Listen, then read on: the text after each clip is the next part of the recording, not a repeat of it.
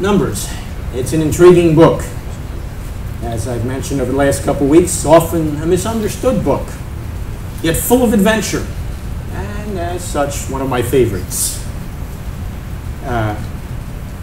As is this week's Parsha. Now, as we move into it, let me ask a question. How many of you can feel good and smile today all over again over something nice someone said to you a long time ago? Or how many of you have to protect yourself from remembering vicious words spoken to you which, even today, when you remember them, still make you angry or hurt? Yes, just about each and every one of us remember the words of what we might call blessing or cursing that were spoken about us or to us. And too often these words of blessing and cursing have a way of eerily coming true. You see, sometimes we create our own negative and positive, what you might want to call prophecies. I'm sure you're aware of the fact that many movie stars, big shots, and athletes started on their road to fame and fortune by telling themselves, when I grow up, I'm going to be rich and famous. And so it was. And too many times, people are told by others, or there are people who tell themselves, I'll never amount to much. And they also get exactly what they expected. What's my point? Just this: the words of ordinary people can help create and destroy worlds and dreams. Words can plant forests of beauty, or they can uproot orchards, leaving behind barrenness and desert. You see, words and perspectives, perceptions and expectations have the power to alter and shape reality. Consider the Parsha for tonight and the Haftorah for tonight. The spies looked at the land and the people and said, uh-oh, they're big, we're small, we're in trouble.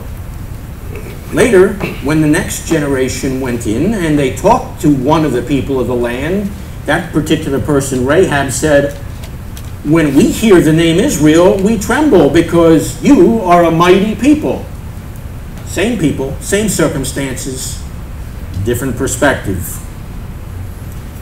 So in today's story, Numbers 13 and 14, the people of Israel brought doom upon themselves because of their, let's call it, fascination with doom.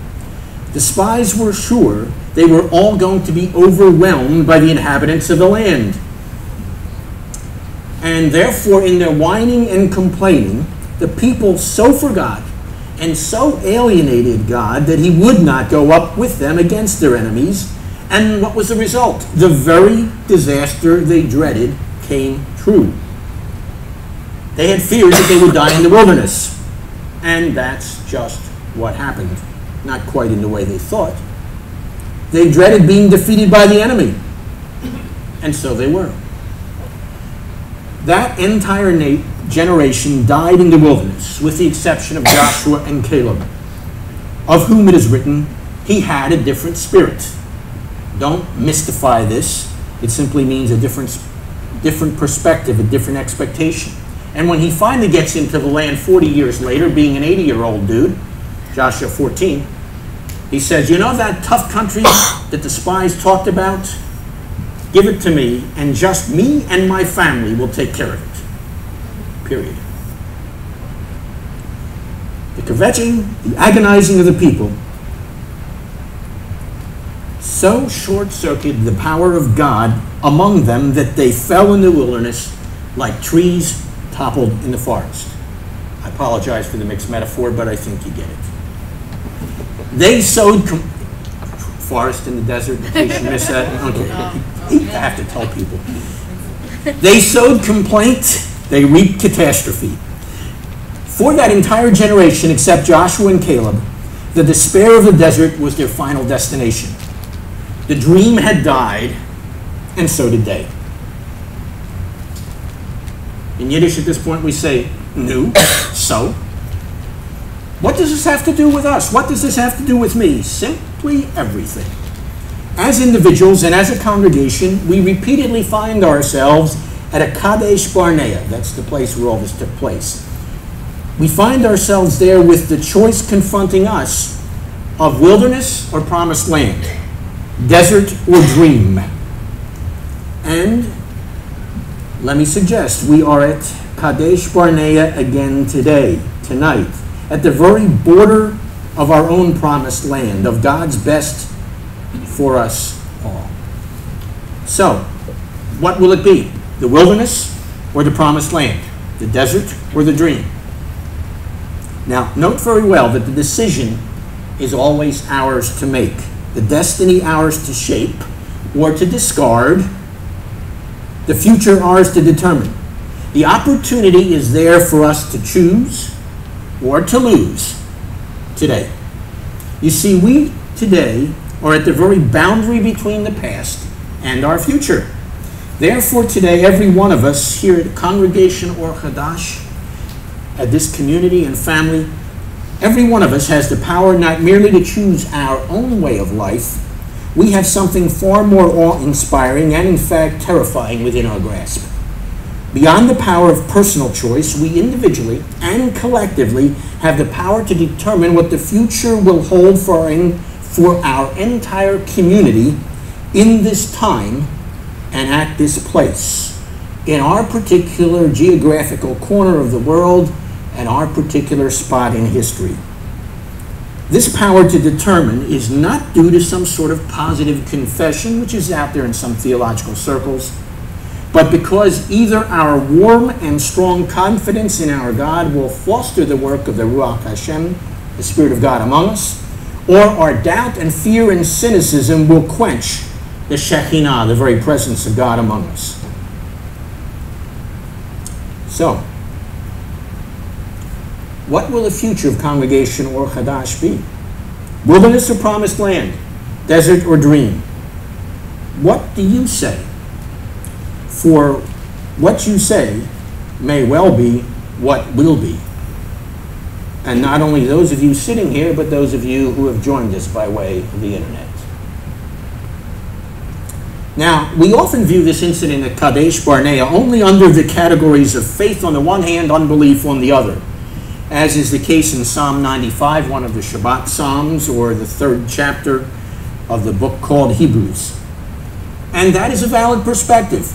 But we can also see this scenario in terms of the categories of praise versus pickiness, confidence versus complaint. Recall the story. The 10 spies saw giant problems, literally. Joshua and Caleb saw great possibilities, literally. While Joshua and Caleb said, "Let's go for it," the wilderness generation said, "Let's go back to Egypt." It's a matter of perspective and attitude. And it's a matter of perspective and attitude in the kinds of circumstances we often face as well. Now, in the community, Mildred was known as the gossip and the self-appointed monitor of the community's morals. And as you might suspect, she kept sticking her nose into other people's business. Several members of the community did not approve of her extracurricular activities, but they feared her enough to keep quiet. One day she made a mistake, however, when she accused Frank, the new guy on the block, of being an alcoholic because she had seen his old pickup parked in front of the town's only bar one afternoon. And so she did what she normally did. She emphatically told Frank, and not just Frank, but several others, that everyone seeing his truck there would know what he was doing. Now, Frank was a man of few words, so he just stared at her, just for a moment, and then merely turned and walked away. He didn't explain, he didn't defend, he didn't deny. He simply said nothing. Later that very evening, Frank quietly parked his pickup in front of Mildred's house, walked home, left his truck there all night.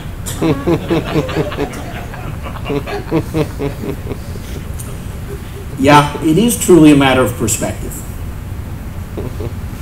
So, what will it be for you? Praise or pickiness?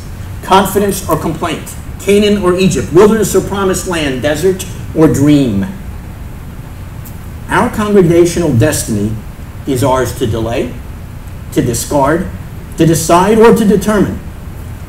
You see, our parsha for this week is not simply some Bible story put there to entertain children. No, as one ancient rabbi reminded us in 1 Corinthians chapter 10, whatever was written in times past was written for our instruction, on whom the end of the ages has come.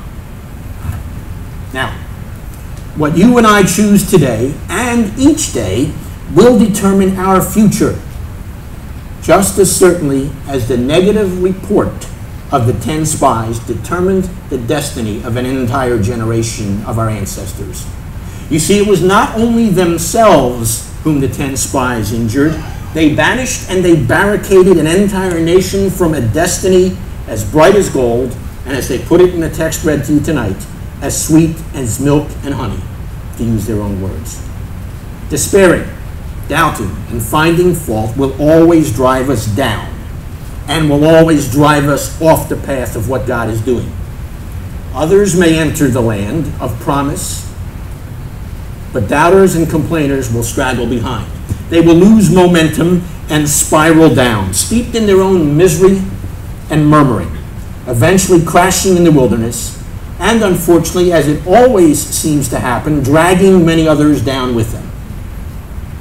By way of example, wait till next week's parsha.